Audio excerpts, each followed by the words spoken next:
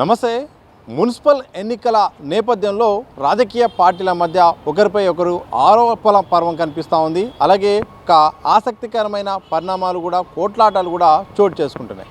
తాజాగా మేడ్చల్ నియోజకవర్గంలో MLA Mallareddy versus Vajresh Yadav మధ్య జరిగిన అంశం అయితే మాత్రం ఇటు మీడియాలో సోషల్ మీడియాలో బయట కూడా తీవ్రంగా చర్చ జరుగుతుంది. ఇక కాంగ్రెస్ నాయకులు మమ్మల్ని కొట్టారు, అలాగే వజ్రేష్ యాదవ్ ఒక దళితుని చూడకుండా కూడా దాడి చేశారంటూ కూడా మాజీ మంత్రి ప్రస్తుత మేడ్చల్ ఎమ్మెల్యే మల్లారెడ్డి చేస్తున్న వ్యాఖ్యలు కూడా ప్రస్తుతం చర్చనీయాంశంగా మారుతున్నాయి. మరి ఇదే అంశంపై మాట్లాడి మరిన్ని విషయాలు కూడా మున్సిపల్ సంబంధించిన అంశాలు కూడా మాట్లాడి తెలుసుకునే ప్రయత్నం చేద్దాం. మనతో పాటు కాంగ్రెస్ నేత చరణ్ కౌశిక్ యాదవ్ గారు ఉన్నారు.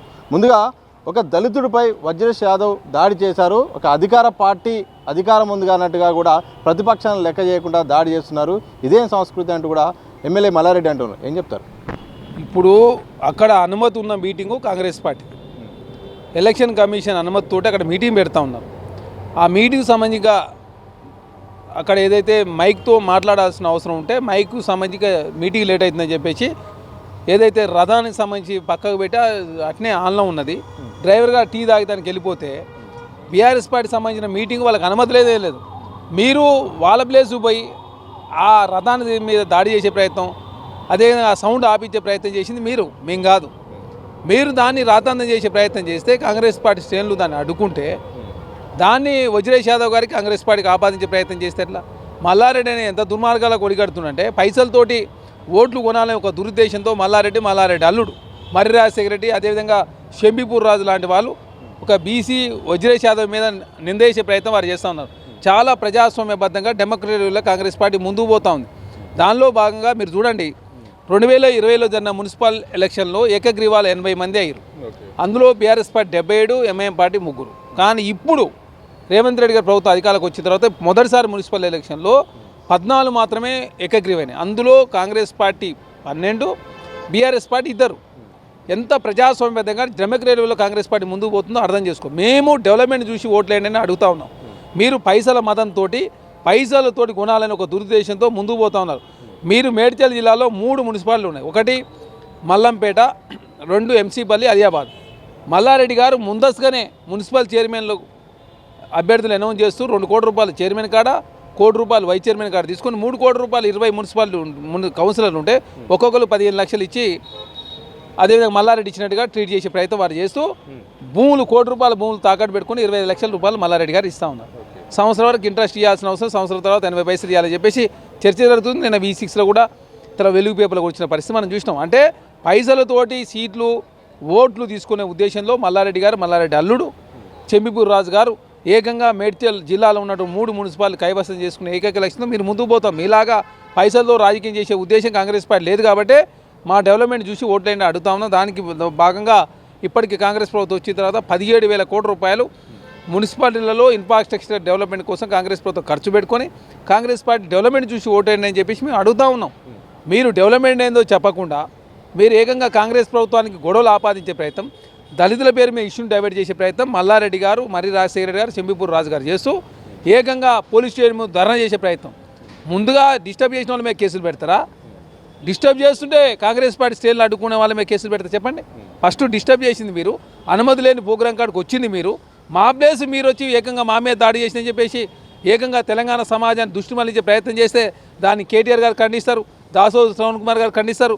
మీ నమస్తే తెలంగాణ, మీ టీ న్యూస్ ఒక బీసీని వజ్రేష్ యాదవ్ మొత్తం దాడి చేసిండు, దళితుల బీసీల మీద గొడవ పెట్టే ప్రయత్నం చేసేట్లా?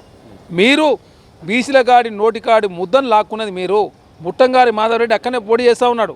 ఆయనే హైకోర్టులో కేసులు వేసిండు, సుప్రీంకోర్టులో కేసులు వేసి బీసీలకు 42% రిజర్వేషన్ రేవంత్ రెడ్డి గారు ప్రభుత్వం ఇస్తుంటే అడ్డుకున్నది బీఆర్ఎస్ పార్టీ.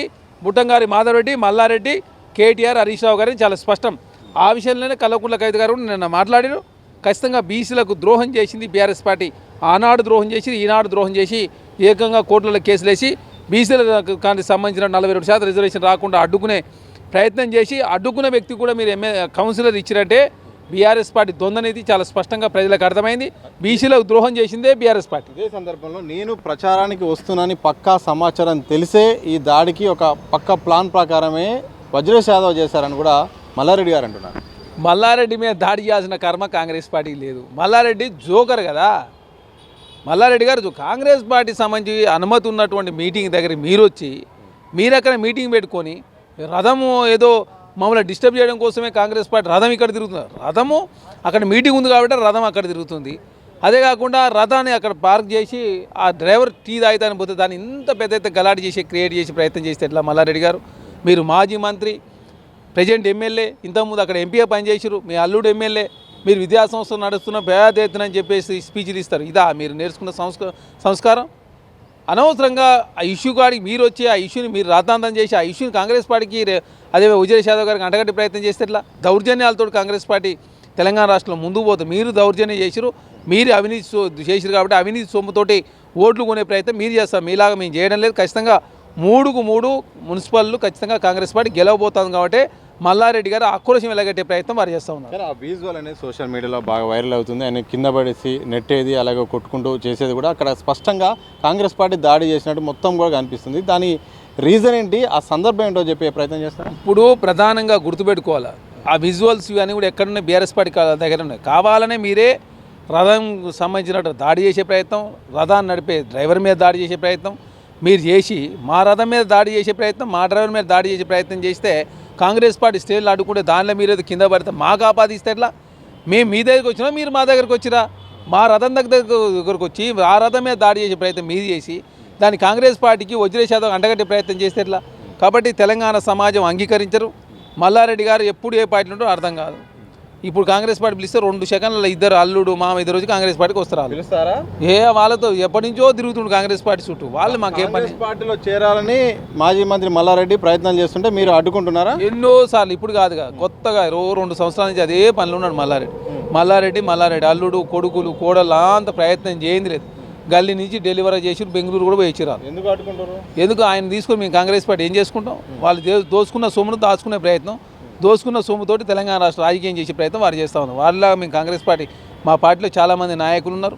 కాంగ్రెస్ పార్టీగా ఎవరిని తీసుకోవాలి ఎవరు తీసుకోవద్దని చెప్పి కాంగ్రెస్ పార్టీ ఒక వ్యూహంతో ముందుకు పోతే ఎవరిని పడితే వాళ్ళు తీసుకోం కదా. చివరిగా చెప్పండి, మున్సిపల్ ఎన్నికలు మరికొద్ది రోజుల్లో ఉన్నాయి. ఇక అంత ప్రచారం కూడా అన్ని పార్టీలు సీరియస్గా తీసుకున్నాయి. కాంగ్రెస్ పార్టీ కార్పొరేషన్లో మున్సిపాలిటీలో ఎట్లా ఏ పార్టీగా సత్తా చాడబోతుంది? మొత్తం 123 మున్సిపాలిటీలు, అందులో 7 కార్పొరేషన్లు, 116 మున్సిపాలిటీలు. అత్యధికంగా కాంగ్రెస్ పార్టీ మున్సిపల్ చైర్మన్లు, మున్సిపల్ మేయర్లు గెలవబోతూ ఉంది. సర్పంచ్ ఎలక్షన్లో 63% సర్పంచ్లు గెలిచినాం.